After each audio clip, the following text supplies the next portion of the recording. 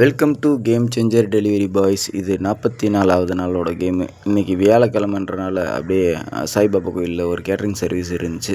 சரி, நண்பர் வேறு வாப்பா அப்படின்னு கூப்பிட்ருந்தாரு. சரி, ஓகே, போயிட்டு ஒரு 10 மணிக்கு போயிட்டு ஒரு 12 போல் வரலாம் அப்படின்ட்டு கிளம்பியாச்சு. போயிட்டு ஃபுட்டெல்லாம் போய் எடுத்து மேலே எடுத்து வைக்கிறது மட்டும்தான் நம்மளோட வேலை. அதுக்கடுத்து சர்வீஸ் அவங்க பார்த்துக்குவாங்க. சரி, ஓகே, என்ன எல்லாம் சாப்பாடு இருந்துச்சு. அப்படியே பொறுமையாக வாங்கி சாப்பிட்டு அப்படியே முடிச்சுட்டு அப்படியே டியூட்டிக்கு கிளம்பியாச்சு. அப்படியே ஆர்டர் ஒன் பை ஒன்னாகவும் எடுத்துக்கிட்டே இருந்தோம். ஆர்டர் நல்லபடியாக போட்டுக்கிருந்தாங்க. இடையில வந்து ஒரு தண்ணிப்பழம் ஜூஸ் வாங்கி சாப்பிட்டு அதுக்கடுத்து ஆர்டர் எடுத்துக்கிட்டே இருந்தோம்.